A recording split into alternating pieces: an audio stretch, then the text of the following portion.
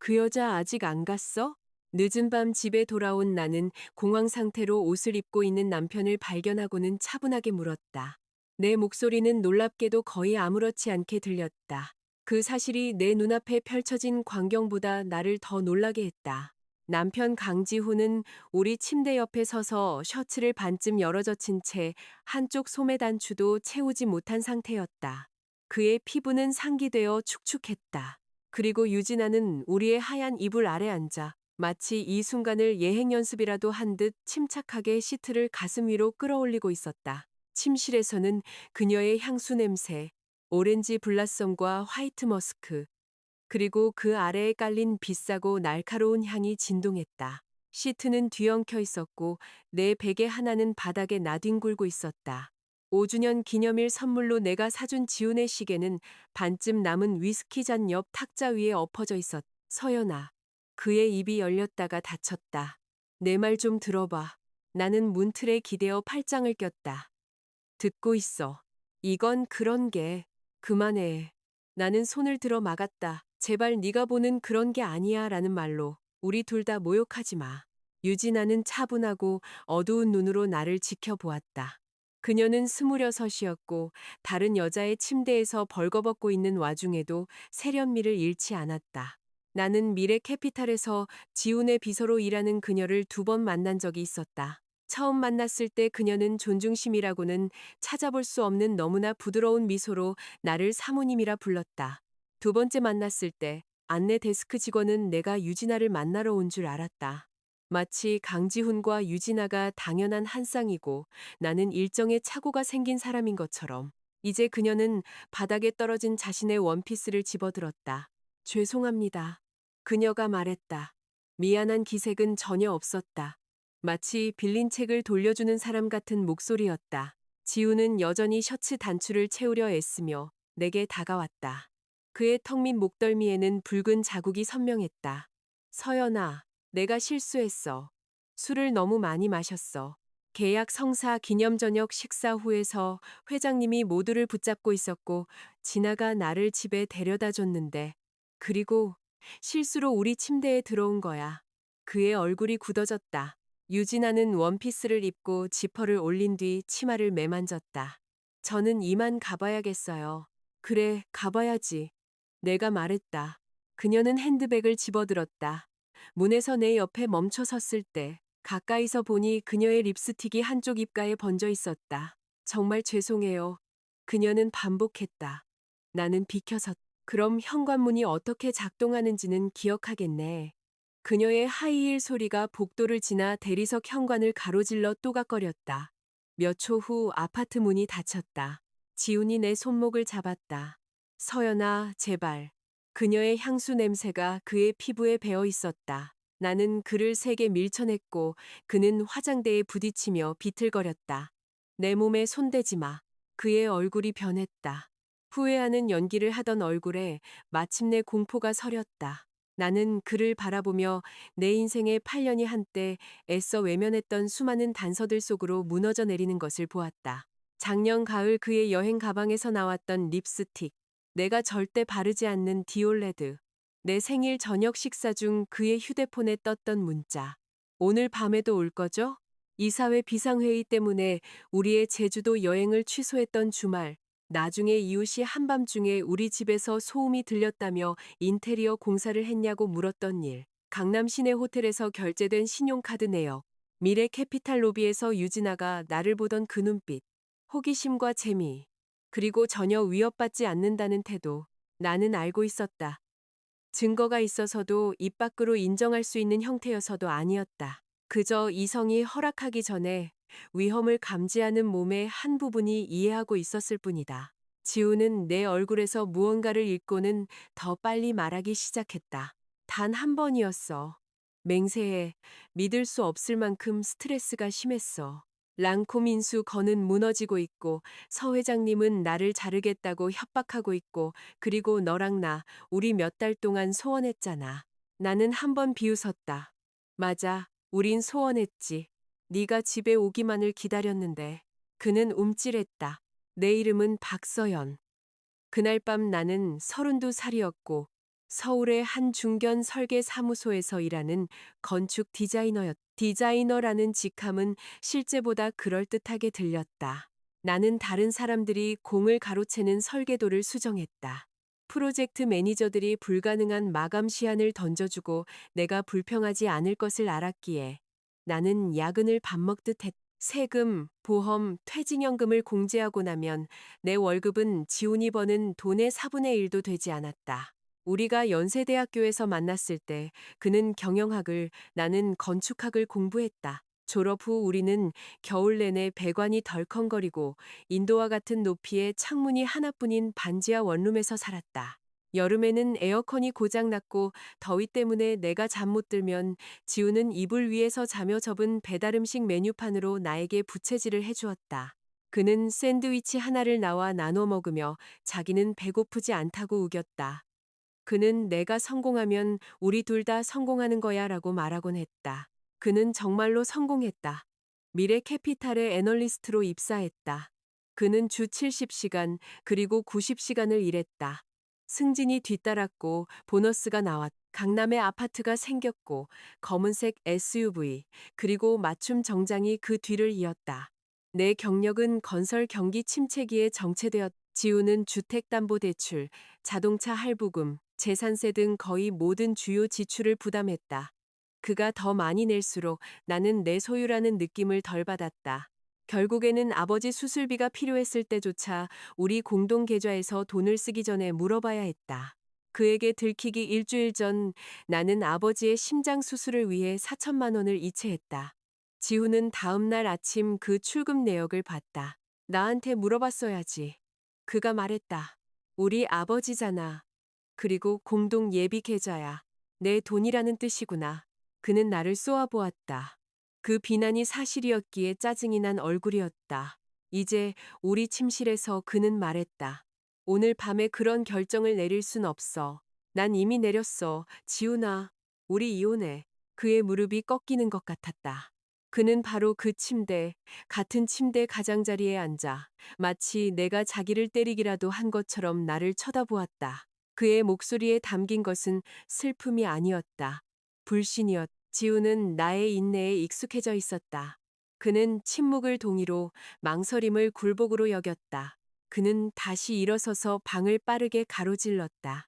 미안하다고 했잖아. 유진아는 해고할게. 모든 계좌 접근 권한을 줄게. 상담도 받을게. 우리 이거 해결할 수 있어. 넌 30초 전에 다른 여자 몸속에 있었어. 그의 얼굴이 잿빛으로 변했다. 나는 널 사랑했어. 내 목소리가 마침내 갈라졌다. 네가 셔츠 2벌에 구두 한 켤레뿐일 때도 사랑했어. 미래 캐피탈에서 아무도 내 이름을 알기 전부터 사랑했어. 내 첫 보너스가 늦어져서 신용카드로 장을 봐야 했을 때도 사랑했어. 그런데 이제 넌 퇴직금처럼 계좌 비밀번호를 제시하고 있네. 그런 말 하지 마. 왜? 추하게 들리니까. 그가 다시 내게 손을 뻗었다. 나는 뒤로 물러섰다. 이것 하나는 알아둬, 지훈아. 내가 어제보다 더 강해져서 떠나는 게 아니야. 여기에 계속 머물면 내가 어떤 인간으로 변할지 마침내 보았기 때문에 떠나는 거야. 나는 거실로 걸어가 가방을 집어들고 문으로 향했다. 그는 맨발로 따라왔다. 어디가? 너한테서 멀리. 그냥 그렇게 나가면 안 돼. 나는 문손잡이에 손을 얹고 그를 보았다. 내가 지금 하려는 게 바로 그거야. 엘리베이터 문이 그의 얼굴 위로 닫혔다. 그제야 나는 울었다. 추위 속에서 6블록을 걷다가 대학 동기이자 내게는 친자매나 다름없는 김민지에게 전화했다. 그녀는 로펌의 파트너 변호사였고 겁먹은 사람들을 덜 바보처럼 느끼게 만드는 재주가 있었다. 그녀는 운동복 차림으로 문을 열고 나를 한번 훑어보더니 말했다. 일단 물부터 마셔. 살인 계획은 나중에 세우고. 나는 웃음과 울음을 동시에 터뜨렸다. 민지는 내 어깨에 담요를 둘러주고 손에 찻잔을 쥐어주었다. 내가 모든 것을 털어놓는 동안 그녀는 한마디도 끼어들지 않았다. 내가 말을 마치자 그녀는 열린 부엌 창가에서 담배에 불을 붙였다. 감정적인 대답을 원해? 아니면 법적인 대답을 원해? 그녀가 물었다. 둘 다. 감정적으로. 그는 재단만 잘된 겁쟁이야. 법적으로 너 오늘 밤에 아무것도 신청하면 안 돼. 나는 그녀를 쳐다보았다. 그녀는 손을 들어 보였다. 그를 떠나는 건 당연해. 하지만 남편이 계좌, 투자, 회사 복지, 그리고 아마 네가 존재조차 모르는 자산 3개쯤은 더 통제하고 있을 때 아무것도 모른 채로 이혼 소송에 뛰어들면 안 돼. 난 그 사람 돈 원하지 않아. 그럼 네 몫을 받아서 나중에 기부해. 이건 그 사람 돈이 아니야. 넌 8년 동안 결혼 생활을 했어. 그가 경력을 쌓는 동안 가정을 지원했고 너에게도 권리가 있어. 나는 찻잔을 내려다보았다. 민지의 목소리가 부드러워졌다. 서연아, 여자들은 탐욕스러워 보이지 않으려고 수치심 때문에 재산을 포기해. 강지훈 같은 남자들은 바로 그걸 노리는 거야. 나는 공동계좌. 그의 소득이 대출금 대부분을 갚았기 때문에 그의 집처럼 느껴졌던 아파트. 그의 경력이 중요한 시기라며 다른 지역에 일자리를 거절했던 몇 년을 생각했다. 나 어떻게 해야 해? 내가 물었다. 첫째, 일단 자. 내일 가사 전문 변호사를 선임하자. 그 다음 너는 집으로 돌아가서 아직 결정하지 못한 척 행동하면서 네 결혼 생활이 실제로 무엇을 소유하고 있는지 파악하는 거야. 집으로 돌아갈 생각에 속이 뒤집혔다. 민지는 내 표정을 읽었다. 그 사람 옆에서 잘 필요는 없어. 용서할 필요도 없어. 너는 그의 아내로 돌아가는 게 아니야.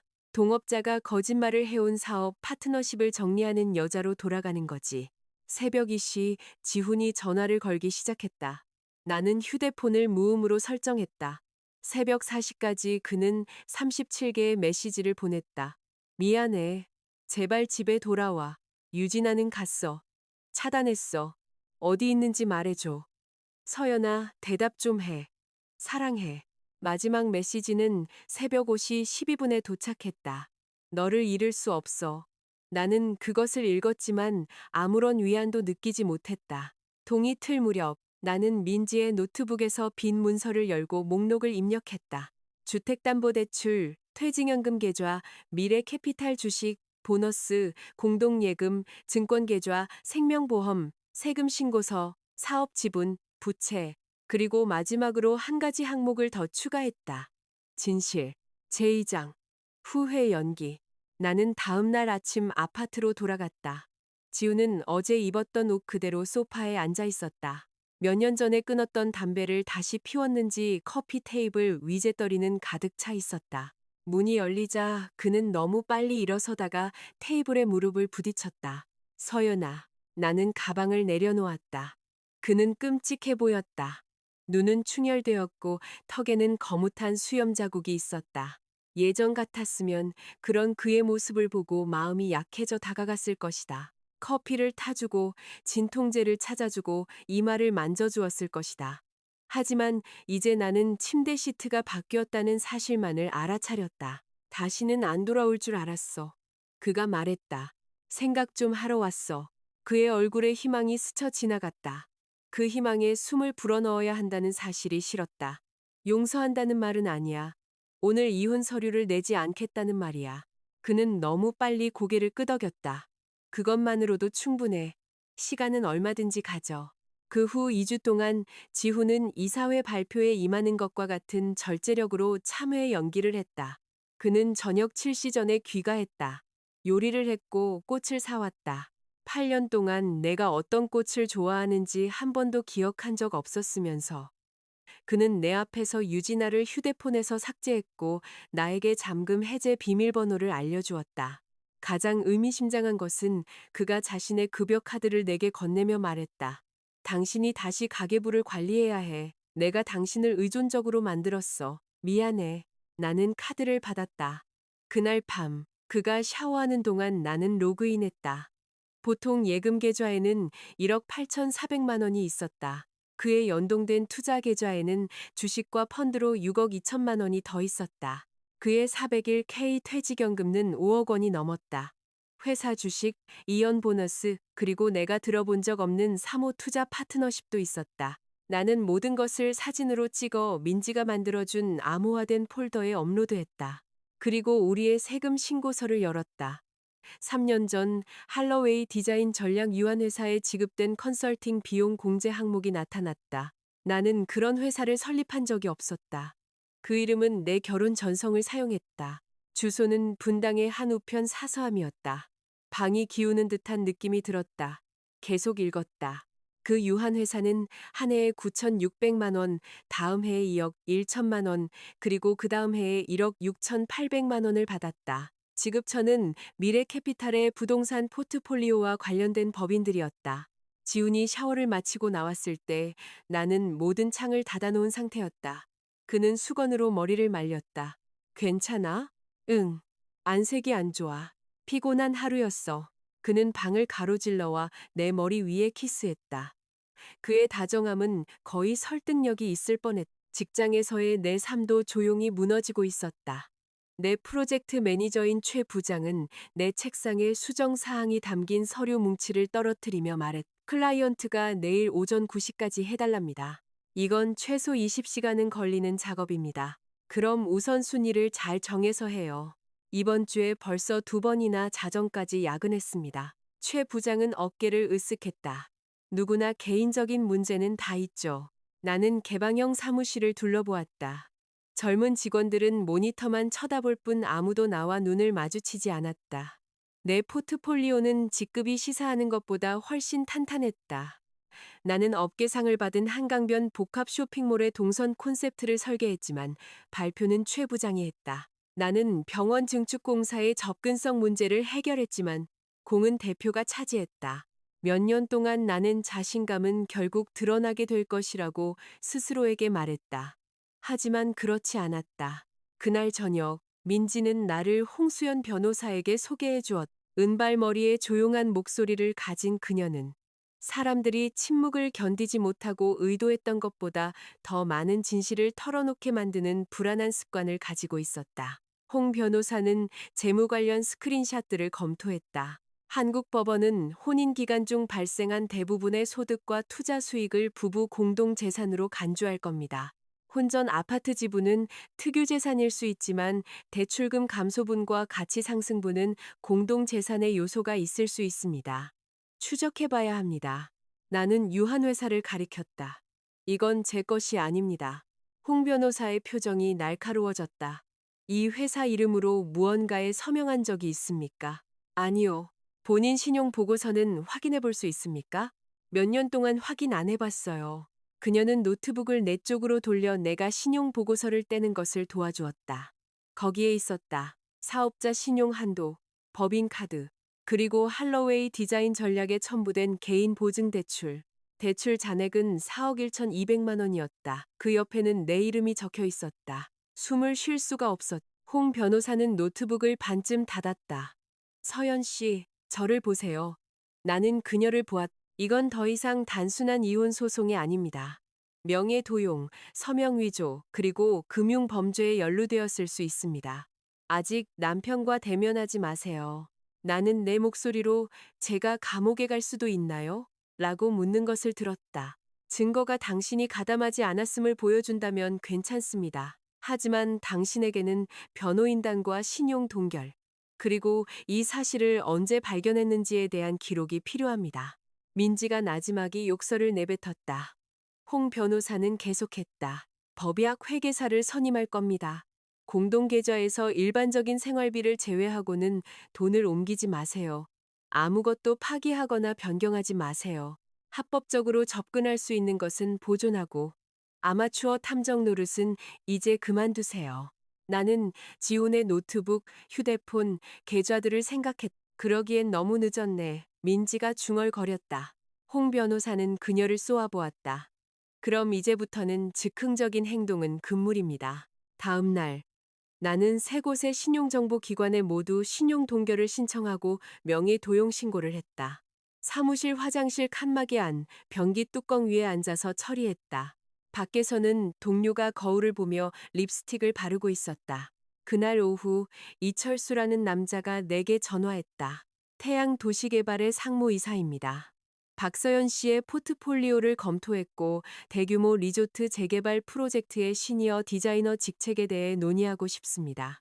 태양은 수도권에서 가장 큰 건축 및 개발 회사 중 하나였다. 그가 언급한 연봉은 내 현재 연봉의 3배였다.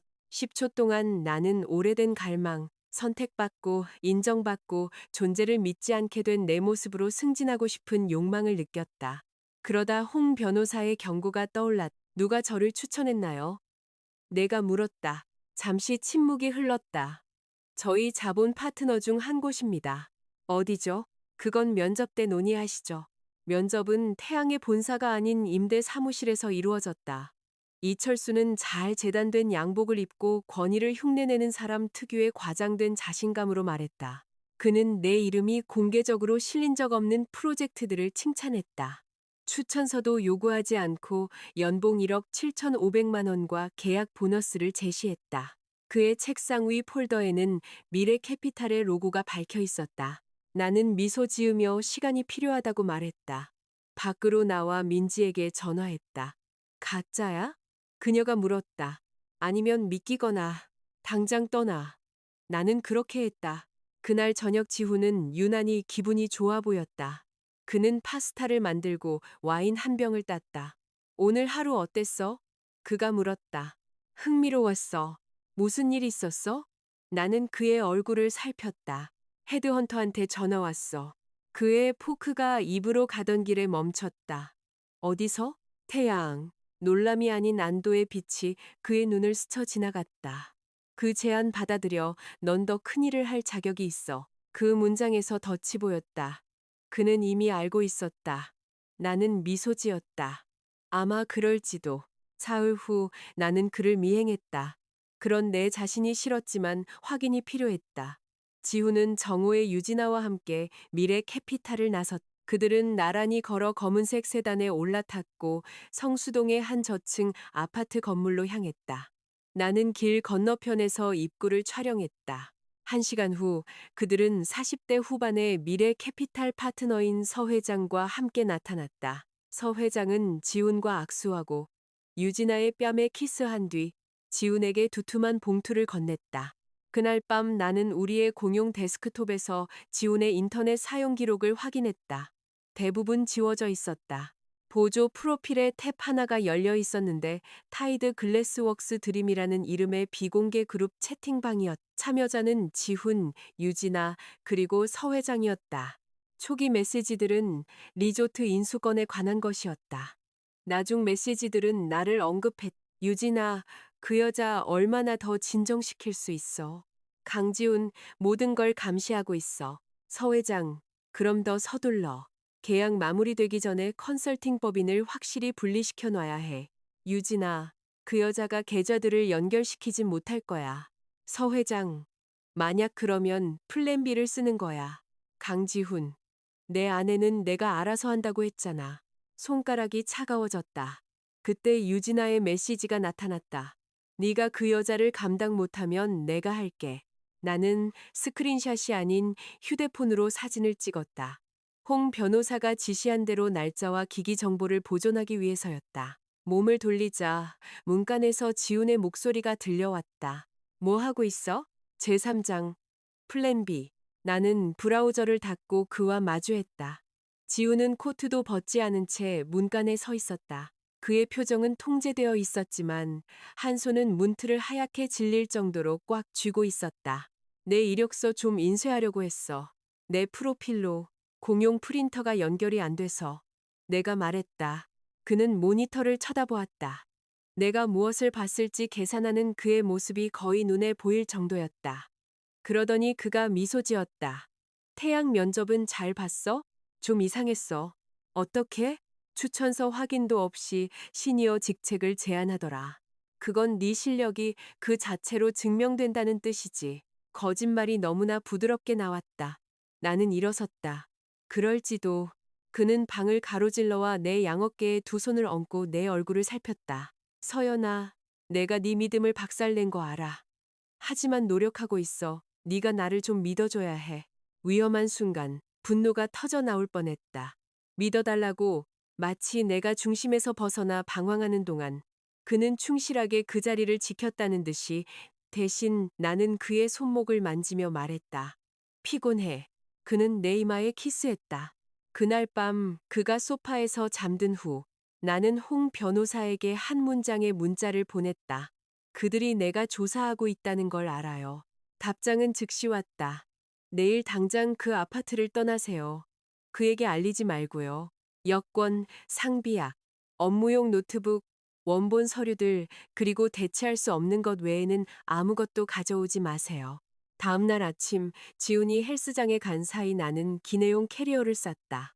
민지가 재사용 가능한 장바구니 2개를 들고 도착했다. 경비원에게 여행 가방이 보이지 않게 하기 위해서였다. 나는 옷을 옷장에 그대로 걸어두고 신발도 신발장에 지훈이 생일 선물로 준 비싼 목걸이도 벨벳 상자 안에 그대로 두었다. 나는 민지의 손님방으로 이사했다. 그날 오후 4시 17분 서울중앙지검 수사관 2명이 내 건축사무소에 도착했다. 그들은 정중했다. 그 점이 적대감보다 나를 더 두렵게 했다.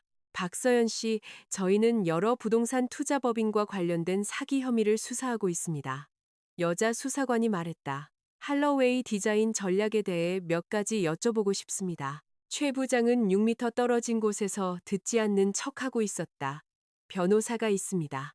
내가 말했다. 물론입니다. 이건 자발적인 조사입니다. 변호사 없이는 답변하지 않겠습니다. 수사관들은 내게 명함을 주고 떠났다. 5분 후 최 부장이 나를 회의실로 불렀다. 회사도 연루된 겁니까? 그가 다그쳤다. 아니요. 클라이언트가 연루됐습니까? 모르겠습니다. 모른다고요. 저는 명예도용의 피해자입니다. 그는 등을 기댔다. 그의 첫 번째 관심사는 내가 안전한지가 아니라 스캔들이 자신을 불편하게 할지 여부였다. 리스크를 평가하는 동안 박 디자이너를 대기 발령 조치해야 할 수도 있겠습니다. 무급 휴가라는 말씀이시군요. 그는 대답하지 않았다. 나는 그가 공식적으로 정직시키기 전에 가방을 챙겨 나왔다. 아래층에서 민지가 홍 변호사, 그리고 이동욱이라는 이름의 백발의 형사 전문 변호사와 함께 나를 기다리고 있었다. 이동욱 변호사는 내가 유한회사, 대출, 가짜 태양의 제안, 그룹 채팅, 그리고 수사관들에 대해 설명하는 동안 조용히 들었다. 이건 함정입니다. 그가 말했다. 아마 정교한 함정은 아니겠지만 당신이 당황하면 당신을 해칠 만큼은 정교합니다. 지훈이가 저를 신고한 건가요? 그럴 수도 있습니다. 아니면 서 회장이 누가 신고하기 전에 당신을 지목하도록 흔적을 만들어 놨을 수도 있죠. 목표는 같습니다. 거래에 연루된 사람 중 당신을 소모품으로 만드는 겁니다. 타이드 글래스는 뭔가요? 이 변호사가 홍 변호사를 보았다. 그녀가 테이블 위로 폴더를 밀었다. 타이드 글래스는 한강변에 제안되었던 고급 리조트 및 카지노 개발 사업이었습니다. 미래 캐피탈은 사모 투자자와 연기금 연계 펀드를 통해 자금을 모았죠. 건축 타당성 보고서는 할로웨이 디자인 전략에서 발급되었고요. 제 이름으로, 제 직업으로, 제가 만들었다는 회사로 그 보고서들은 부풀려진 토지 가치와 건설 예산을 정당화했습니다. 투자자들은 그 보고서를 믿고 수백억 원을 송금했고요. 저는 그 보고서를 쓴 적이 없어요. 알고 있습니다. 홍 변호사가 말했다. 이제 우리가 그걸 증명해야죠. 이 변호사는 앞으로의 단계를 설명했다. 변호인을 통한 자발적 진술, 확보한 증거 제출, 제 기기들에 대한 디지털 포렌식 검사, 문서 작성 당시 제가 어디에 있었는지를 보여주는 근무 기록, 전문가의 서명 비교, 은행 기록. 과정은 냉철하게 들렸다. 하지만 냉철하게 느껴지지는 않았다. 마치 기차 앞에 서서 서류 작업이 기차를 멈춰줄 것이라고 믿는 것 같았다. 그날 밤 지훈이 민지의 휴대폰으로 전화했다.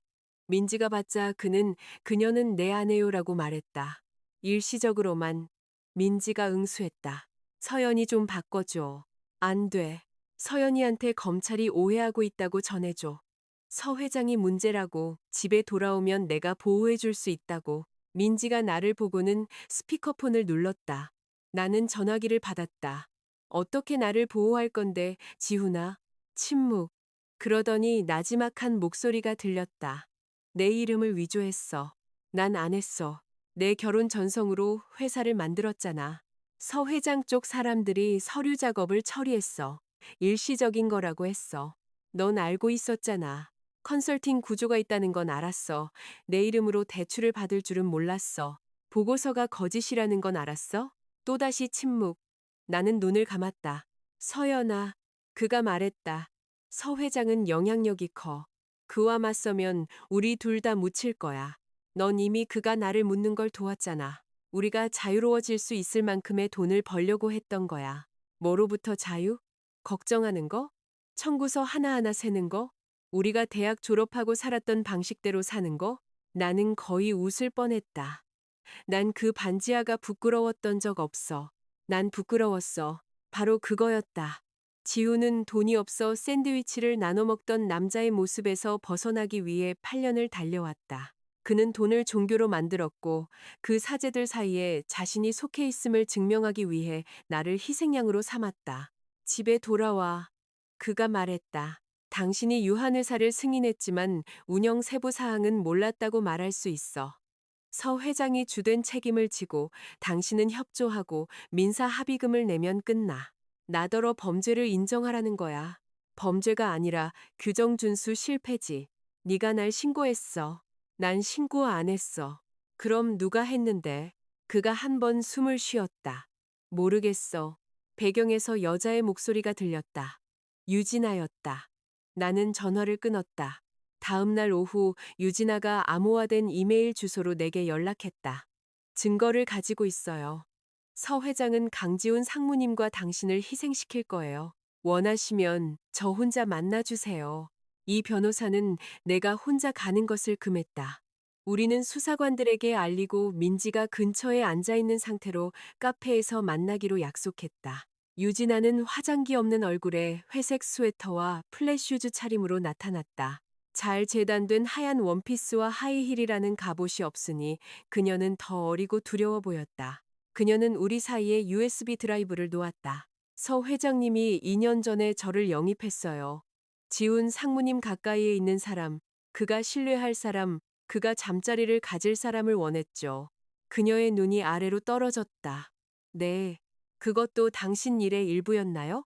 처음에는 그의 관심을 끄는 것이었죠. 분류는 나중에 일어났어요. 내가 당신을 동정할 거라고 생각해요? 아니요. 그 대답은 어떤 변명보다도 나를 무장해제시켰다.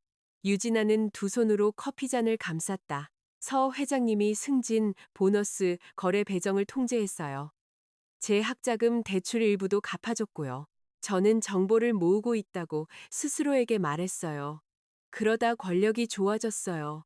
지훈 상무님은 제 말을 들었고 당신에 대해 불평했어요. 평가받는 느낌, 집안을 책임지는 유일한 사람이라는 느낌에 대해서요. 저는 그걸 부추겼죠. 집안을 책임지는 유일한 사람이 아니었는데. 이제는 알아요. USB에는 뭐가 들어있죠? 이메일, 음성 녹음, 이체 내역, 보고서 초안들이요. 서 회장님이 할러웨이 디자인 전략의 설립을 지시했어요. 당신의 경력이 보고서를 합법적으로 보이게 만들었기 때문이죠. 지훈 상무님은 당신의 이력서와 경력을 사용하는 것을 승인했어요.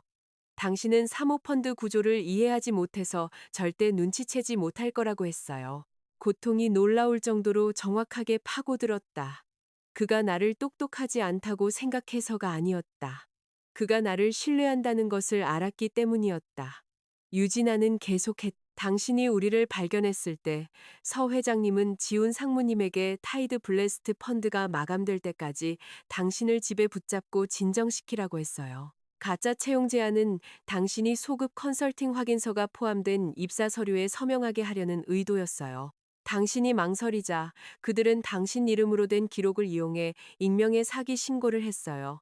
그리고 당신은 저는 그 서류들을 만드는 걸 도왔어요. 민지가 옆 테이블에서 험악한 말을 중얼거렸다. 유진아의 눈에 눈물이 고였지만 그녀는 말을 이었다. 왜 이걸 지금 저한테 주는 거죠? 내가 물었다. 서 회장님이 오늘 아침에 체포됐어요. 지훈 상무님은 제가 행정직원이었으니 위조 서명에 대한 책임을 져야 한다고 말했어요. 자기를 보호해주면 집행유예를 받게 도와줄 수 있다고 했어요. 나는 거의 미소 지을 뻔했다. 그가 내게 제안했던 것과 똑같은 종류의 보호였다. 유진아는 그때 나를 보았고 우리는 처음으로 아내와 내연녀가 아니었다. 우리는 한 남자의 거짓말 양쪽에서 무너져 내리는 그를 바라보는 두 여자였다. 그날 밤 당신 침실에서 그녀가 말했다.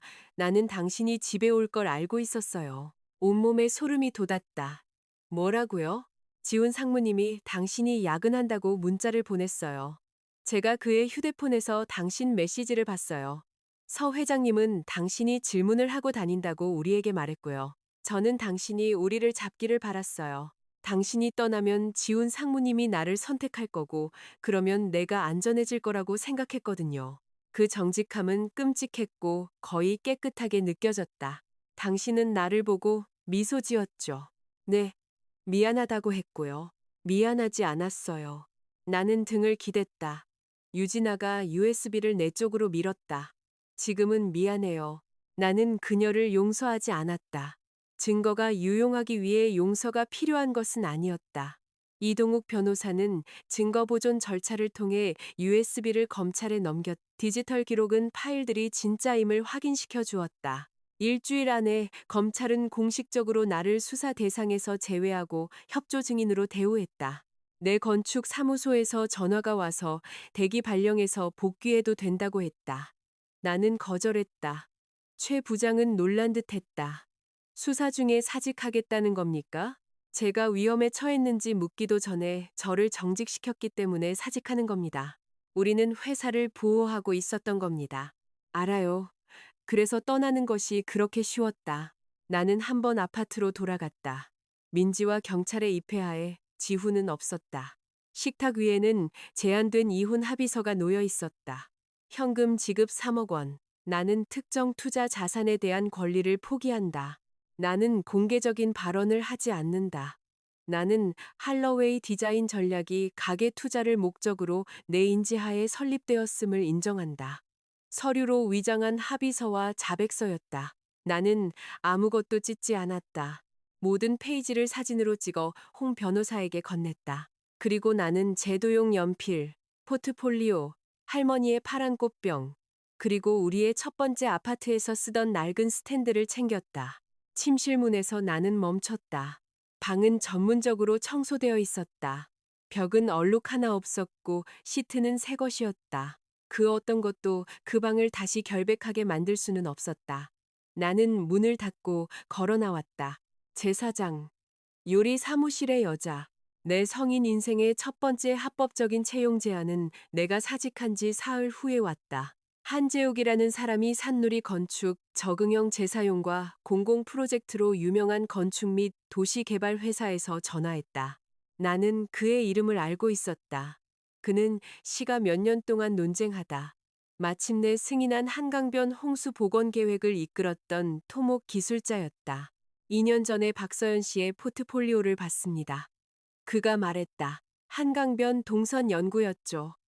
수상작 제출물에는 없었지만 메타데이터에 당신 이름이 있었습니다. 나는 민지의 손님방 침대에 앉아 노트북을 열어놓고 있었다. 메타데이터를 보셨다고요? 접근성 모델링을 검토하고 있었습니다. 당신의 파일 구조가 대표의 발표보다 더 훌륭했습니다.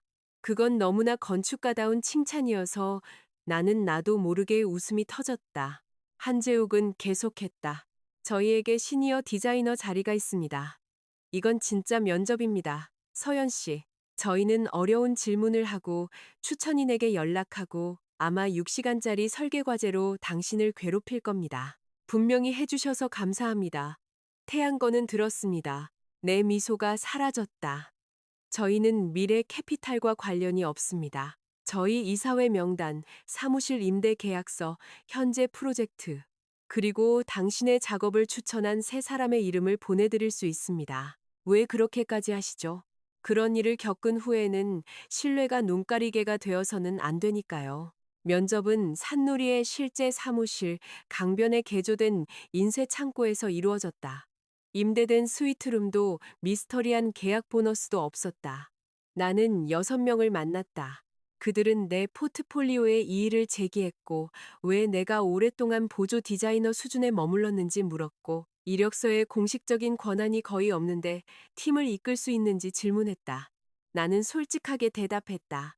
조용한 유능함이 저 자신을 제외한 모두에게 유용했던 곳에 너무 오래 머물렀습니다.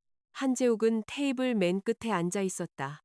그의 표정은 동정심으로 부드러워지지 않았다. 여기서는 무엇을 다르게 하시겠습니까? 결정을 문서화하고 업무 범위를 서면으로 요청하고 고용에 대한 감사를 고용주에 대한 충성심과 혼동하는 것을 멈추겠습니다. 이사 중 한 명인 송지영이라는 흑발의 여성이 미소 지었다. 좋은 답변이네요. 그들은 내게 설계 과제를 주었다.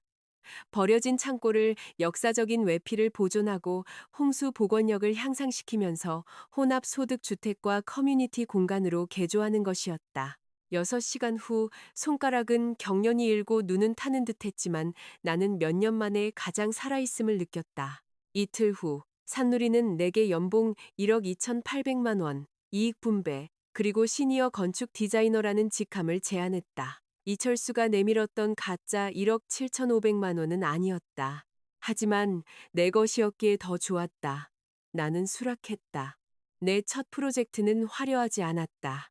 한 비영리 주택 개발업체가 서울 남부에 버려진 학교 건물 세 채를 구입했고 그것들을 아파트, 어린이집, 그리고 소규모 사업 공간으로 개조하고 싶어 했다. 예산은 빠듯했다.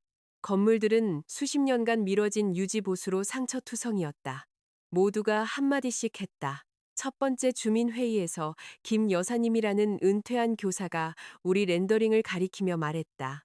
저 로비는 은행처럼 생겼네. 아이들이 은행으로 집에 돌아와서는 안 되지. 방 안에서 웃음이 터졌다. 나는 렌더링을 보았고 그녀가 옳다는 것을 깨달았다. 예전 회사였다면 최 부장은 수정에 시간이 든다는 이유로 디자인을 옹호했을 것이다. 나는 슬라이드를 닫았다. 어떤 느낌이어야 할까요? 내가 물었다. 누군가 너를 기다리고 있었다는 느낌. 김 여사님이 말했다. 나는 그 문장을 적어두었다.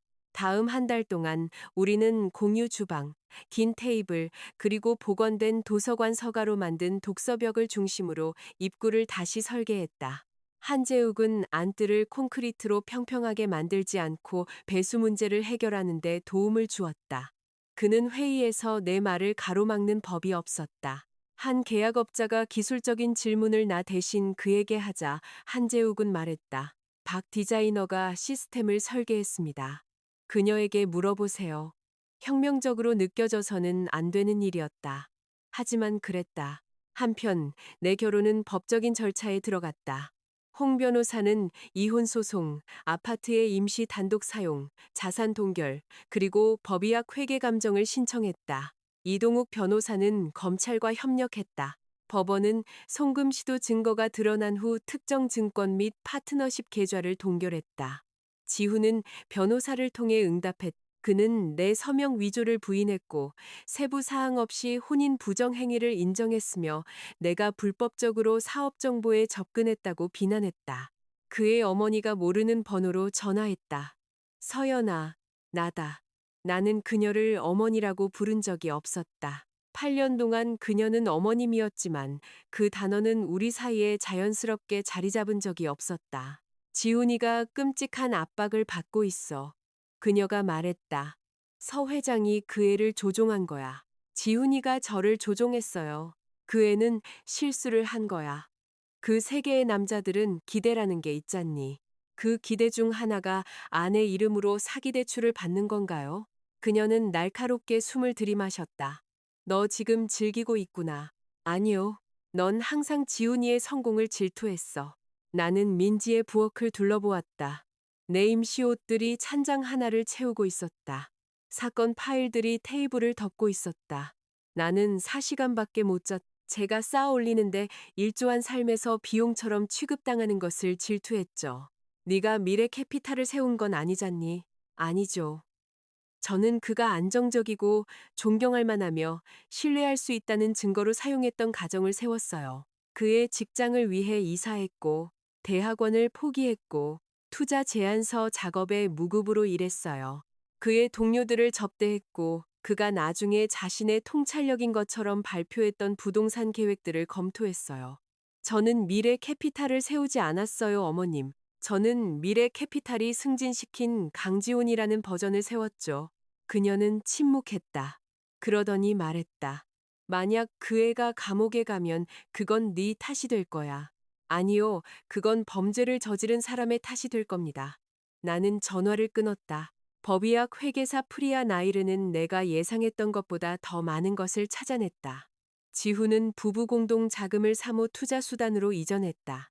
그는 혼인 기간 중 번 보너스를 사용하여 미래 캐피탈 파트너십 지분을 구매했다. 그는 사업 개발비 명목으로 11개월 동안 유진아의 월세를 내주었다. 그는 불륜과 관련된 보석, 여행, 호텔에 7,400만 원을 썼다. 내가 유진아가 착용해보는 것을 보았던 팔찌는 1,860만 원이었다. 목걸이는 420만 원. 나는 가격 차이에 신경 쓰지 않았다. 나는 그가 같은 주에 두 가지를 모두 샀다는 사실에 신경 썼다. 프리아는 또한 가짜 컨설팅 지급금을 추적했다.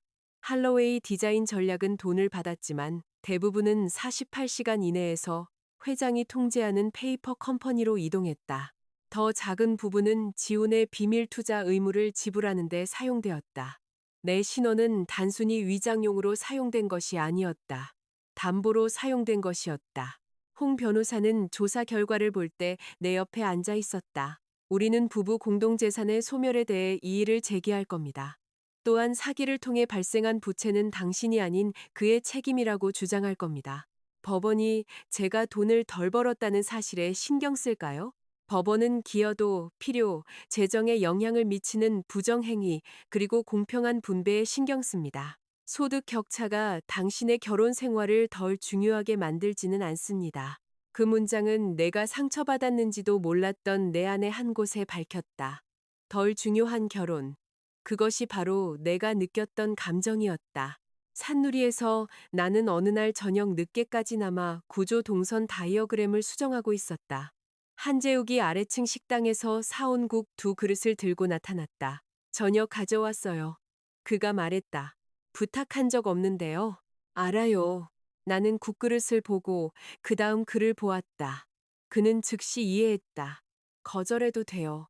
내 어깨에 힘이 풀렸다. 감사합니다. 먹을게요. 그는 국을 내려놓고 테이블 반대편으로 옮겨갔다. 연기도 암묵적인 빛도 없었다. 우리가 식사를 마친 후 그는 물었다.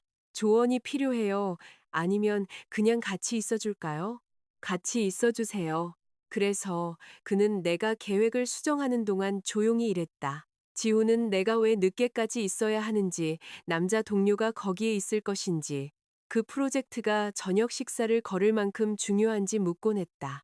그의 관심에는 항상 소유욕이 담겨 있었다. 한재욱의 존재에는 의자, 노트북, 그리고 아무런 요구도 담겨 있지 않았다. 나는 그것을 로맨스로 착각하지 않았다. 나는 준비가 되지 않았다.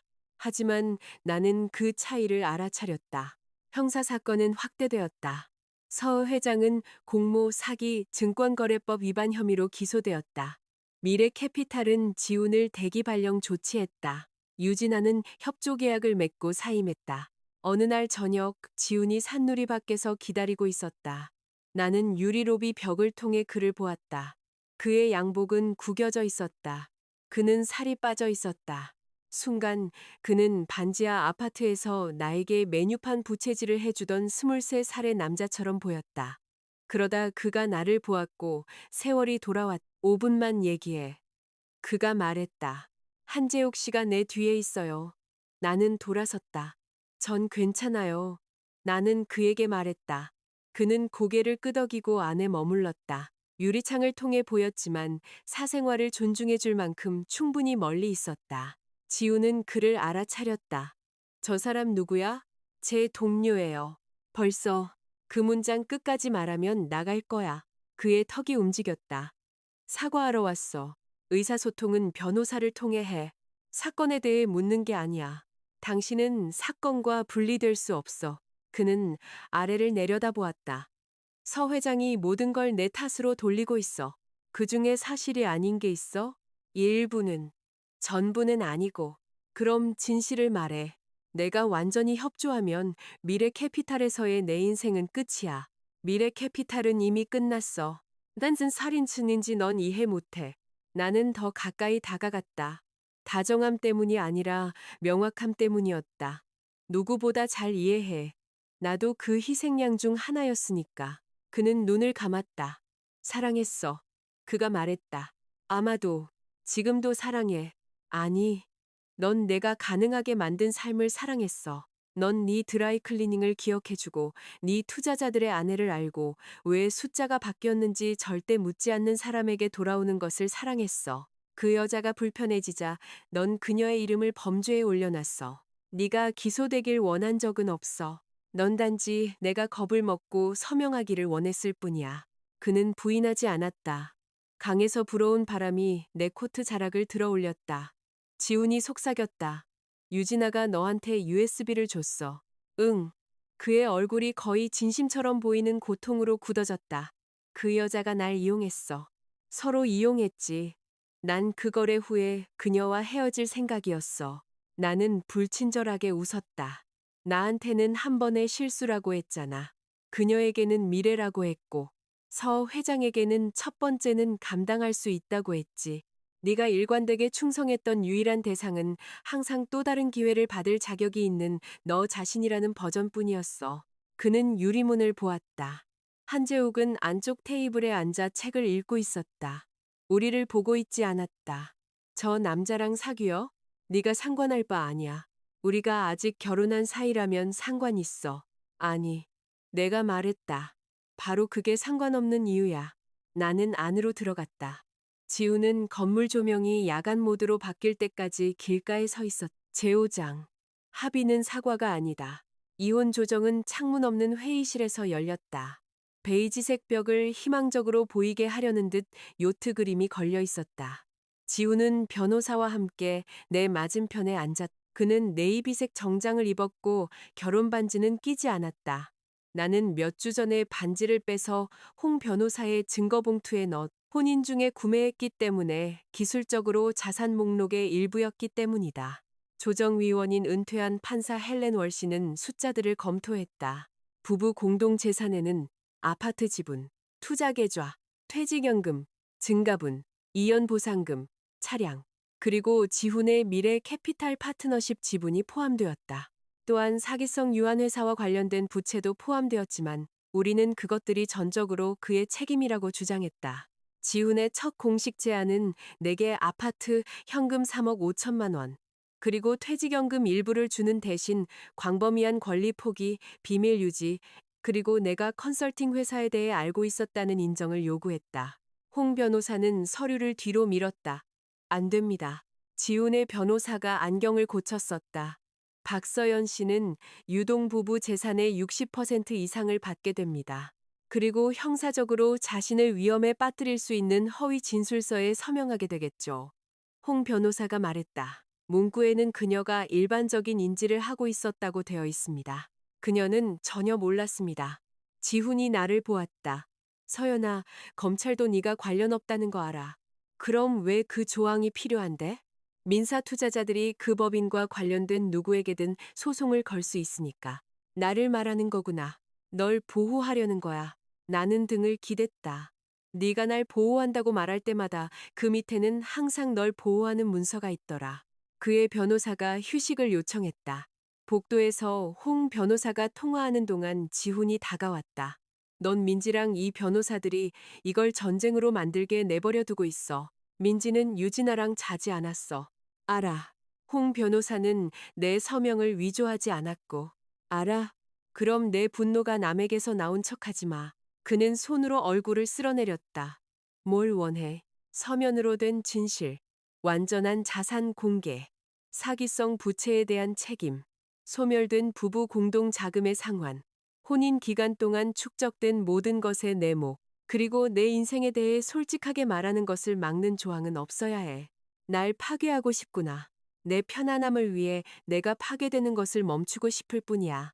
조정위원이 우리를 다시 불렀다. 늦은 오후가 되자 지훈 측은 제안을 상향 조정했다. 나는 그의 권리 주장 없이 아파트를 받고 부부 공동 투자의 절반, 더 많은 퇴직연금 이전 유진아에게 쓴 자금 상환, 그리고 변호사 비용을 받게 될 것이었다. 그는 형사법원과 채권자 절차에 따라 사업부채에 대한 책임을 인정할 것이었다.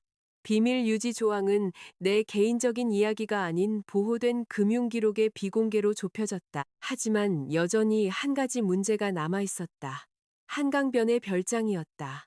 지훈이 미래 캐피탈이 고객 접대를 위해 임대했다고 말했기 때문에 나는 그 존재를 잊고 있었다. 프리아는 그가 부부 공동 자금을 사용하여 지주회사를 통해 그것을 구매했다는 것을 발견했다. 유진아는 그곳에서 주말을 보냈다. 지훈은 그것을 갖고 싶어 했다. 그럼 가져. 내가 말했다. 내 지분을 사. 그의 변호사가 속삭였다. 지훈은 고개를 저었다. 그 부동산은 대출금이 더 많아. 그가 말했다. 그럼 난 그 부동산을 원하지 않아. 자산의 절반을 원하거나 부채는 전혀 원하지 않아. 자산이 없어. 대출금 갚는 대신 보석 살 때는 있었잖아. 그의 얼굴이 붉어졌다. 조정위원이 안경을 벗었. 강지훈 씨, 부동산을 공개하지 않은 것과 부부 공동 자산을 사용한 것은 소송 리스크를 만듭니다. 재판까지 가게 되면 판사님은 그 누락을 호의적으로 보지 않을 수 있습니다. 지호는 오랫동안 나를 보았다. 팔게. 그가 말했다. 그날 합의가 최종적으로 이루어지지는 않았지만 그 윤곽은 분명해졌다. 그 후 나는 분당에 있는 부모님 댁으로 갔다. 어머니는 내 결혼 생활 내내 인내를 조언했다. 그녀는 생존이 도덕적 성취라고 믿었다. 그녀 세대는 남편이 불친절하다고 떠나지 않았다. 그들은 견디고 자신을 재배열하고 더 작아진 삶을 성숙이라고 불렀다. 내가 처음 불륜에 대해 말했을 때 그녀는 남자들은 어리석을 수 있어 하룻밤 일로 8년을 버리지 마라고 말했다. 내가 위조된 계좌에 대해 말했을 때 그녀는 말을 멈췄다. 이제 그녀는 내 앞에 닭고기 구이 접시를 놓으며 말했다. 미안하다. 뭐가요? 결혼을 지키는 것이 너 자신을 지키는 것보다 더 중요하다고 가르친 거. 아버지는 손을 내려다보았다. 지훈이 돈 되는 것을 불평했던 수술은 잘 되었다. 아버지는 원하는 것보다 회복이 더뎠다. 내가 수술비를 냈어야 했는데 그가 말했다. 아빠가 이 일을 일으킨 게 아니에요. 범죄를 말하는 게 아니야. 그 녀석이 돈에 대해 너한테 말하던 방식을 말하는 거지. 내 엄마가 그걸 되풀이하는 걸 들었어. 우리는 네가 가족을 필요로 하는 것이 널 부담스럽게 만든다고 느끼게 했어. 엄마의 눈에 눈물이 고였다. 나는 테이블 너머로 손을 뻗었다. 우리 모두 집이 안전이라고 믿었어요. 그게 아니었을 뿐이죠. 그건 지렛대였어. 아버지가 내 손을 꽉 쥐었다. 그럼 다른 걸 지어. 형사수사는 예상치 못한 문제를 낳았다. 거짓 타이드 블래스트 보고서 중 하나에 내가 예전 회사에서 완성했던 프로젝트의 건축 도면이 복사되어 포함되어 있었. 미래 캐피탈 투자자들은 그 도면이 내 연루를 증명한다고 주장했다. 최 부장은 갑자기 내가 가끔 외부 컨설팅에 대해 논의했다고 기억해냈다. 나는 그가 수사관들에게 한 진술을 쳐다보았다. 거짓말이에요. 나는 이동욱 변호사에게 말했다. 아마도 회사가 자사의 작업물이 도용되었다는 주장으로부터 자신을 보호하려는 것이겠죠. 이 변호사가 말했다. 우리가 반증할 수 있습니다. 디지털 포렌식 보고서는 타이드 블래스트 파일이 미래 캐피탈에서 지급된 컴퓨터에서 내 옛 도면을 템플릿으로 사용하여 생성되었음을 보여주었다. 메타데이터는 지훈의 사용자 프로필을 식별했다. 이메일은 그가 유진아에게 서연의 저자 정보 필드를 정리하라고 요청했음을 보여주었다. 하지만 최 부장의 진술은 여전히 상처가 되었다. 나는 그에게 전화했다. 제가 개인 컨설팅에 대해 논의했다고 수사관들에게 말씀하셨더군요. 기회를 모색한다고 언급했다고 말했습니다. 제가 유한 회사가 있다고 말한 적은 없습니다. 가능성이 있는지 질문을 받았습니다. 당신을 보호하는 답변을 하셨군요. 저는 보호해야 할 회사가 있습니다. 항상 그러셨죠. 그가 한숨을 쉬었다. 서연 씨, 모두가 살아남으려고 노력하는 겁니다. 그 말은 다른 사람의 목을 밟고 선 사람들의 손가가 되어 있었다. 아니요, 내가 말했다. 우리 중 일부는 살아남으려고 노력하고 있고 당신들 중 일부는 누가 짓밟힐지 선택하고 있는 거죠. 산누리의 이사들은 공개적으로 나를 지지했다. 송 이사는 내 포트폴리오 파일이 가짜 보고서보다 먼저 존재했음을 확인하는 서신을 썼다. 한재욱은 우리 IT팀이 전문협회 계정에서 오래된 클라우드 백업을 복원하는 것을 도왔다. 이렇게까지 안 하셔도 돼요. 내가 그에게 말했다. 알아요. 몇 달 동안 이 일과 연관될 수도 있어요. 알아요. 클라이언트들이 질문할 수도 있고요. 이미 하고 있어요. 뭐라고 하셨는데요? 우리 직원은 자신의 신원을 도용하여 저지른 사기 사건의 협조 증인이며 피해자와 가해자를 구분하지 못하는 클라이언트는 다른 회사를 고용해도 좋다고 했습니다. 나는 그를 쳐다보았다. 그건 별로 외교적이지 않은데요. 송 이사님이 외교적으로 만드셨죠. 몇 주 만에 처음으로 나는 웃었다. 검찰은 공식적으로 이동욱 변호사에게 내가 수사 대상이나 표적이 아니라고 통보했다. 편지는 단 한 페이지였다. 나는 그것을 5번 읽었. 그러고 나서 차에 앉아 운전할 수 없을 정도로 심하게 울었다. 안도감 때문만은 아니었다. 내 자유가 남편이 내 이름으로 저지른 범죄를 내가 저지르지 않았다는 것을 증명하는 데 달려 있었다는 깨달음 때문이었다. 민지가 나를 데리러 왔다. 그녀는 조수석에 올라타 휴지를 건네주고 내 호흡이 안정될 때까지 아무 말도 하지 않았. 내가 돌아갔던 그 밤이 자꾸 생각나. 내가 말했다. 그를 위해 요리했고 용서를 고려하고 있는 것처럼 믿게 했어. 진술서를 모으는 동안 미소 지었고 그게 날 그 사람처럼 만드는 거면 어떡하지? 민지가 나를 향해 돌아섰다. 아니, 그는 네 선택권을 빼앗기 위해 널 속였어. 너는 네 선택권을 되찾기 위해 네 계획을 숨겼고 편리하게 들리네. 그리고 사실이야. 나는 핸들을 보았다. 그 아파트에서 내가 어떤 사람이 되었는지 싫어. 그럼 거기에 머물지 마. 이혼 합의서는 6주 후에 서명되었다. 아파트는 내 것이 되었지만 나는 즉시 매물로 내놓았다. 나는 부부 공동 투자와 퇴직연금의 내목, 소멸된 자산 상환, 그리고 변호사 비용을 받았다. 지우는 법원 명령에 따라 사기성 사업 채무를 떠안았다. 한강변 별장은 법정 관리인 감독하에 매각되었다. 나는 부자가 되지 않았. 나는 재정적으로 자립했고 보호받았으며 정보를 알게 되었다. 그것들이 더 가치 있게 느껴졌다. 법원에서 최종 서류에 서명한 후 지훈이 말했다. 네가 돈에 신경 쓰는 사람인 줄은 몰랐어. 나는 한 사람이 모든 것을 통제할 때 돈이 무엇을 대표하는지에 신경 쓰는 거야. 그는 천천히 고개를 끄덕였다. 언젠가 날 용서할 수 있을까? 모르겠어. 다시는 나랑 얘기 안 할 거야? 지금 얘기하고 있잖아. 내 말은 그게 아니야. 나는 그를 보았다.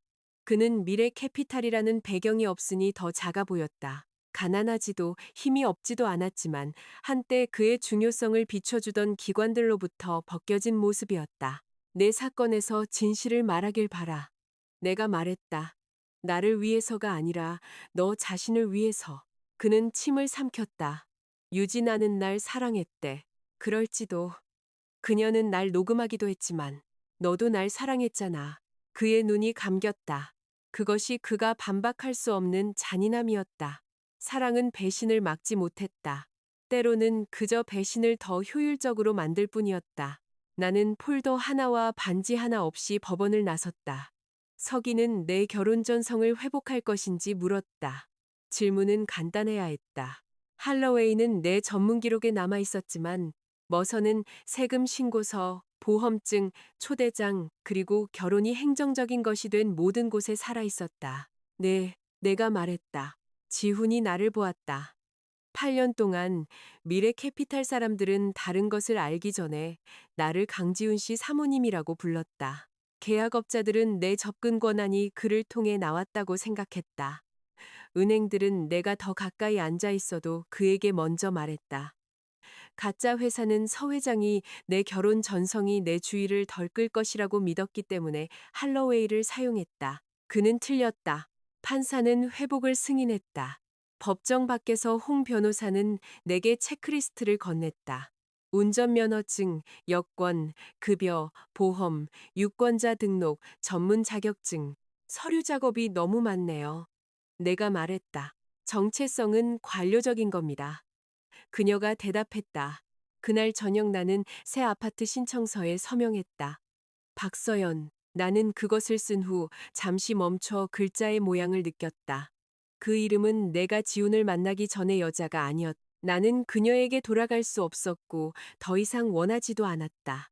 그것은 서명, 자격 증명, 그리고 편리한 부채로 취급당하며 살아남은 여자의 것이었다. 나는 다음 페이지에 다시 썼다. 되찾은 것이 아니라 다시 거주하게 된 것이다. 밖은 초여름으로 환했다.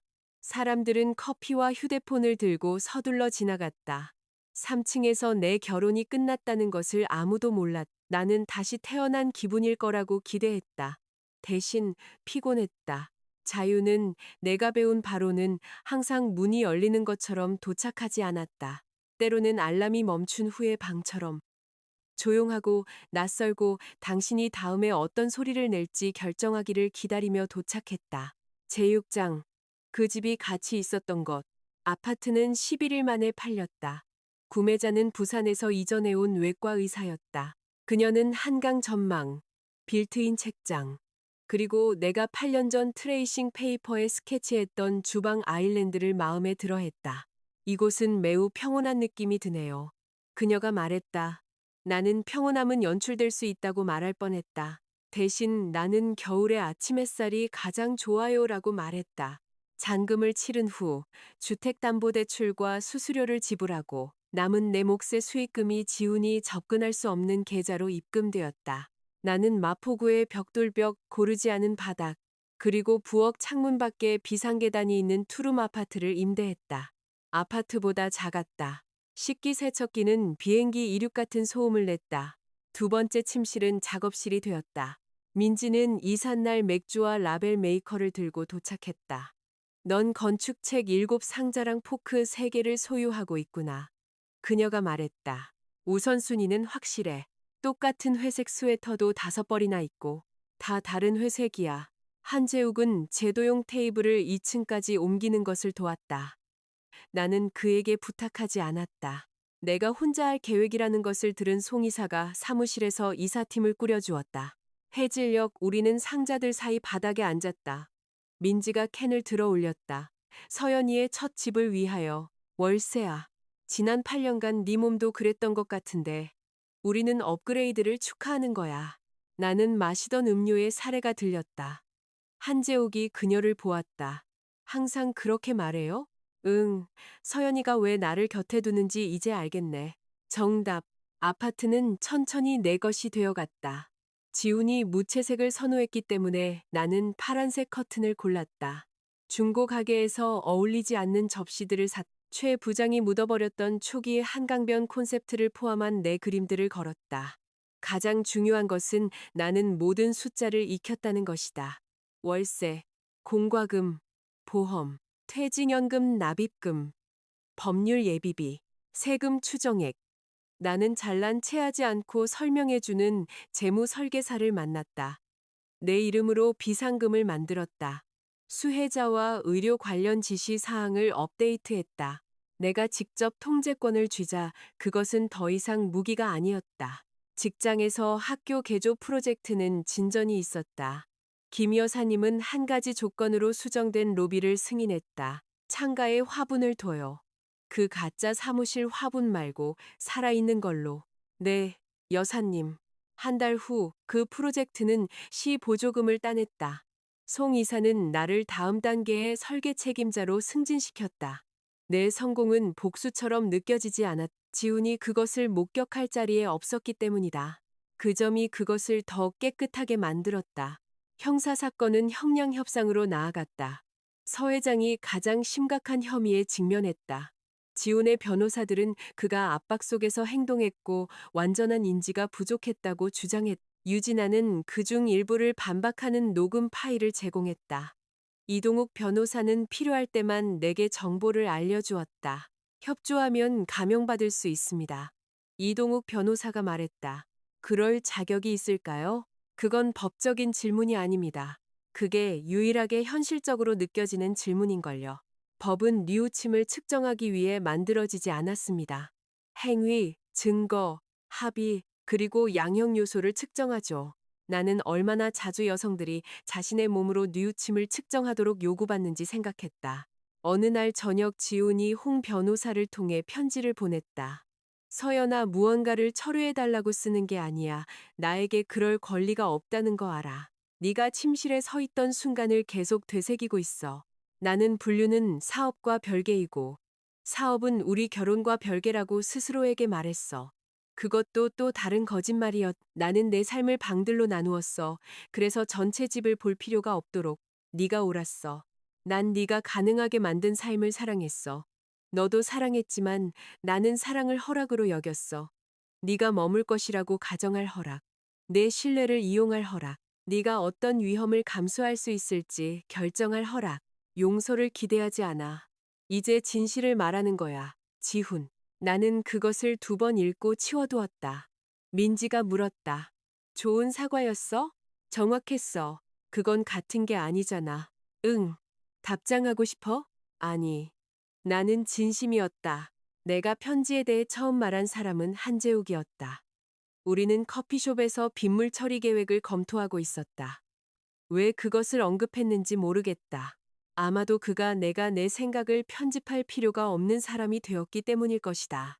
그가 나를 사랑했다고 썼어요. 내가 말했다.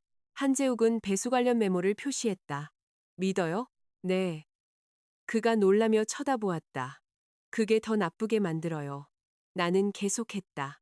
만약 그가 나를 사랑한 적이 없다면 나는 그냥 속은 거죠. 하지만 만약 사랑했다면 사랑은 그 모든 것과 함께 존재할 수 있다는 거잖아요. 한재욱은 펜을 내려놓았다. 사랑은 건축 법규가 아니에요.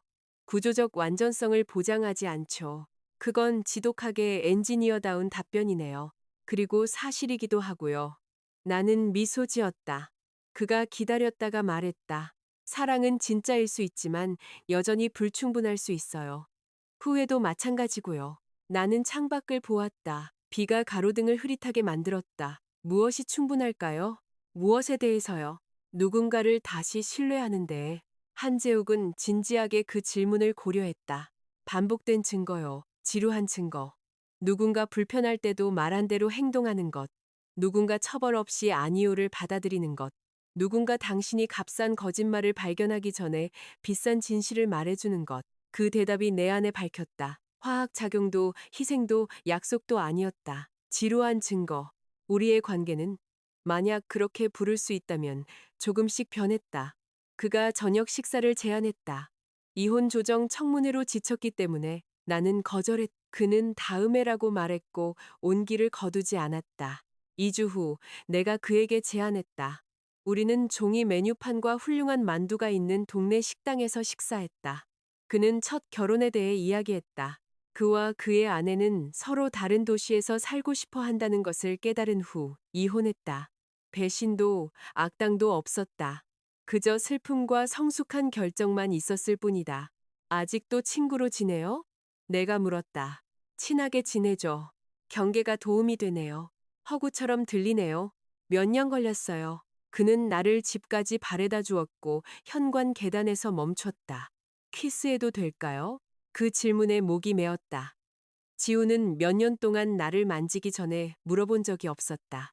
결혼은 동의를 배경 인프라로 바꾸어 놓았다. 가정되고 보이지 않고 실패했을 때만 알아차리는. 오늘 밤은 안 돼요. 내가 말했다. 한재욱은 고개를 끄덕였다. 안녕히 주무세요, 서연 씨. 그는 상처받은 것처럼 보이지 않았다. 농담하지도 않았다. 설득하지도 않았다. 나는 위층으로 올라가 부엌에서 울었다. 키스를 원해서가 아니라 거절이 안전할 수 있다는 것을 잊고 있었기 때문이다. 다음 날 아침 그는 보계산에 대한 메시지를 보냈다. 다른 건 없었다. 지루한 증거. 학교 프로젝트는 가을의 위기를 맞았다. 한 사모대출 기관이 저렴한 주택 단위를 줄이고 1층 커뮤니티 공간을 시장 가격의 소매 공간으로 전환하는 조건으로 자금 부족분을 메워주겠다고 제안했다. 비영리 이사회는 수락을 고려했다. 돈이 없으면 공사가 중단될 수 있었다. 회의에서 대출기관 대표가 말했다. 우리는 현실적이어야 합니다. 감성으로 건물을 짓는 게 아닙니다. 김 여사님은 뒷줄에 앉아 있었다. 나는 수정된 예상 재무제표를 열었다. 당신이 감성이라고 부르는 것이 이 프로젝트의 세금 공제 자격, 지역사회 혜택 점수, 그리고 보조금 준수 사항입니다. 그 단위와 공간들을 없애면 자금 조달 구조는 개선되는 게 아니라 붕괴됩니다. 대표는 미소 지었다. 당신은 금융가가 아니라 건축가 잔소. 6개월 전이었다면 그 문장이 나를 침묵시켰을지도 모른다. 나는 화면으로 돌아서서 숫자들을 짚어가며 설명했다. 지훈의 배신은 가장 추악한 방식으로 내게 금융을 가르쳤다. 프리아는 추적을 가르쳤다. 홍 변호사는 언어가 어떻게 책임을 움직일 수 있는지 가르쳤다. 나는 그 모든 것을 사용했. 이사회는 대출기관의 조건을 거부했다. 산누리는 지역사회개발기금과 단계별 건설로 프로젝트를 재구성하는 것을 도왔다. 시간은 더 오래 걸렸다. 주택은 보존되었다. 투표 후, 김 여사님이 나를 안아주었다. 누군가 우리를 기다리고 있었다는 느낌이 들게 만들었어. 그녀가 말했다. 그날 밤 나는 그 집의 진정한 가치를 이해했다. 평수도, 등기부 등본도, 아일랜드나 아파트의 시장 가격도 아니었다. 집이란 한 사람이 안전하다고 느끼기 위해 다른 한 사람이 사라질 필요가 없는 구조물이었다. 나는 한재욱의 아파트로 갔다. 그가 문을 열었을 때 나는 말했다. 이제 키스해도 돼요. 그는 미소 지었지만 그래도 물었다. 확실해요? 네. 키스는 부드럽고 거의 조심스러웠다. 불꽃도 오케스트라 같은 확신도 고통이 다시는 돌아오지 않을 것이라는 약속도 없었. 그저 물어본 남자, 대답한 여자, 그리고 안에서 잠기지 않은 채로 남아있는 몸만 있었다. 제7장 타이드워터 심리. 내가 처음 증언했을 때 법정에서는 오래된 종이와 소독약 냄새가 희미하게 났다. 이동욱 변호사는 며칠 동안 나를 준비시켰다. 질문받은 것에만 답하세요. 추측하지 마세요. 장황하게 말하지 마세요. 기억나지 않으면 그렇게 말하세요. 변호사가 무언가를 잘못 진술하면 대답하기 전에 그 전제를 바로잡으세요. 준비한다고 해서 덜 무서워지는 것은 아니었다. 서 회장은 피고인석에 수색 정장을 입고 은발을 단정하게 빗은 채 앉아 있었다. 마치 심리가 자신이 통제할 것으로 기대하는 또 다른 투자자 회의인 것처럼. 지우는 별도의 변호사와 함께 세 자리 떨어진 곳에 앉아 있었다. 유진아는 출석하지 않았다. 그녀는 이미 대배심 앞에서 증언했. 검찰은 내 신원과 전문적인 작업이 어떻게 이용되었는지를 입증하기 위해 나를 불렀다. 나는 오른손을 들었다. 첫 질문들은 간단했. 내 학력, 고용, 결혼, 그리고 내가 할러웨이 디자인 전략을 설립한 적이 있는지 여부였다. 아니요. 남편에게 설립을 허가했습니까? 아니요. 타이드워터 타당성 보고서를 작성했습니까? 아니요. 검사는 내 이름과 건축사 자격 신청 번호가 적힌 보고서를 보여주었다. 이 문서를 본 적이 있습니까? 검찰 수사관들이 보여준 후에야 처음 봤습니다. 디자인 작업은 당신의 것입니까? 일부는 제가 몇 년 전 작업했던 관련 없는 한강변 복합 쇼핑몰 프로젝트에서 복사되었습니다. 보고서가 타이드워터 부지를 정확하게 기술했습니까? 아니요, 홍수 위험을 과소평가했고 개발 가능 면적을 과장했으며 현행 법규를 만족시키지 못할 동선 가정을 사용했습니다. 서 회장의 변호사가 반대 신문을 위해 일어섰다. 강지훈 씨 부인, 박서연입니다. 내가 정정했다. 사소한 것이었지만 검사가 나를 쳐다보며 고개를 끄덕였다. 박서연 씨, 남편의 재무정보에 접근할 수 있었죠. 맞습니까? 일부 가계 정보에는요. 미래 캐피탈 거래는 아니었고요. 그의 소득으로부터 이익을 얻었죠. 저는 그의 배우자였습니다. 우리 가정은 부부 공동소득으로 이익을 얻었죠. 고급 아파트에 살았고요. 우리는 주택담보대출이 있는 아파트에 살았습니다. 강지훈 씨가 비용을 지불한 차량을 운전했죠. 차량 할부금은 부부 공동소득에서 나왔습니다. 그의 미소가 옅어졌다. 언어 사용이 매우 신중하시군요. 그렇게 되도록 배웠습니다. 그는 연단에 더 가까이 다가갔다. 강지훈 씨의 컴퓨터에 접근했다는 것을 인정하시죠. 저는 우리 집의 공용 가정용 컴퓨터에 접근했습니다. 기밀 메시지를 촬영했고요. 제 이름으로 된 사업체와 제가 승인하지 않은 부채를 발견한 후에요. 그러고 나서 그 자료들을 이혼 소송에서 당신의 입지를 개선하는 데 사용했죠. 저는 범죄 증거를 제 변호사들과 수사관들에게 넘겼습니다. 이혼 법원은 별도로 부부 공동재산을 다루었고요. 시기적으로 편리하군요. 함정에 빠지는 일이 편리한 시기에 일어나는 경우는 드뭅니다. 판사는 우리 둘에게 논평을 자제하라고 말했다. 서 회장의 변호사는 방향을 바꿨다. 당신의 경력에 불만이 있었다는 것이 사실 아닙니까? 네. 남편의 성공에 분개했고요. 때로는 우리 결혼의 불균형에 분개했습니다. 그리고 그를 다른 여자와 함께 있는 것을 잡은 후 복수를 원했죠. 저는 이혼을 원했습니다. 감시 장비를 설치했고요. 거실에는 이미 보안 카메라가 있었습니다. 저는 신원 미상의 방문자가 우리 집에 들어오는 영상을 보존했습니다. 남편을 미행했고요. 한 번요. 비밀리에 재무 기록을 수집했죠. 저는 배우자이자 공동계좌 소유주로서 법적으로 검토할 자격이 있는 기록들을 복사했습니다. 그는 거짓 보고서를 들어 올렸다. 박서연 씨, 당신은 이것을 만들 기술적 능력이 있었습니다. 네. 남편에게 피해를 줄 동기도 있었고요. 저는 그것이 사기라는 것을 알아볼 기술이 있었습니다. 제 이름으로 4억 1,200만 원의 빚을 질 이유는 없었고요. 방청석에 몇몇 사람들이 몸을 움직였다. 변호사는 잠시 멈추었다가 물었다. 당신은 이 법원이 강지훈 씨가 자신의 결혼, 경력, 그리고 자유를 위태롭게 하는 동안 당신은 몇 년 동안 아무것도 눈치채지 못했다고 믿기를 기대하는 겁니까? 나는 지훈을 보았다. 그는 테이블을 응시하고 있었다. 저는 남편이 늦게 귀가하는 것을 알아차렸습니다. 그가 돈을 통제한다는 것을 알아차렸습니다. 그의 경력이 확장되는 동안 제 경력은 작아졌다는 것을 알아차렸습니다. 립스틱, 메시지, 그리고 제 집이 임시 거처인 것처럼 행동하는 여자를 알아차렸습니다. 법정은 매우 고요했다.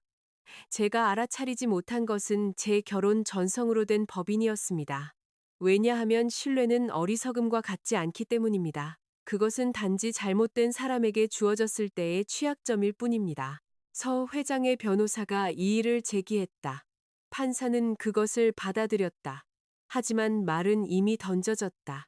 지우는 2주 후 사기 공모 및 명예 도용 관련 혐의에 대해 유죄를 인정했다. 그의 합의에는 협조, 배상, 그리고 서 회장에 대한 진실한 증언이 요구되었다. 그가 계획을 설계하지 않았고 상당한 도움을 제공했기 때문에 검찰은 더 낮은 형량을 권고했다. 나는 지훈이 아닌 이동욱 변호사로부터 그 소식을 들었다. 기분이 어때요? 그날 저녁 한재욱이 물었다. 우리는 내 아파트 비상계단에 앉아 코트를 두르고 어울리지 않는 머그잔에 담긴 차를 마시고 있었다. 협조가 그를 도울 수 있다는 사실에 화가 나요. 솔직하네요. 그가 마침내 인정했다는 사실에 안도하고요. 그것도 솔직하네요. 감옥이 내가 중요했다는 것을 증명하는 것이 되지 않았으면 좋겠어요. 한재욱은 골목 건너편 불 켜진 창문들을 보았다. 그렇게 되지 않을 거예요. 어떻게 알아요? 증거는 그가 당신이 중요하지 않다고 결정한 후에 당신이 한 일이니까요. 선고는 몇 달 후에 내려졌다. 서 회장은 장기 연방징역형을 선고받았다. 몇몇 미래 캐피탈 임원들은 기소되거나 민사처벌을 받았다. 투자자들은 손실의 일부만 회수했다.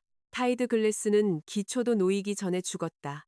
지훈은 18개월의 실형과 감독 석방 그리고 배상 및 전문직 제한을 선고받았다. 판사는 그의 협조, 전과 없음, 그리고 혼인 신뢰의 남용을 언급했다. 심리에서 지훈은 발언 허가를 요청했다. 저는 돈을 벌어서 가족을 보호하고 있다고 스스로에게 말했습니다. 그러고 나서 저는 제가 한 일에 대한 보호막으로 제 가족을 이용했습니다. 그의 목소리는 나를 향해 볼 때까지는 안정적이었다. 서연아, 미안해. 나는 고개를 끄덕이지도 시선을 피하지도 않았다. 판사는 그에게 선고를 내렸다.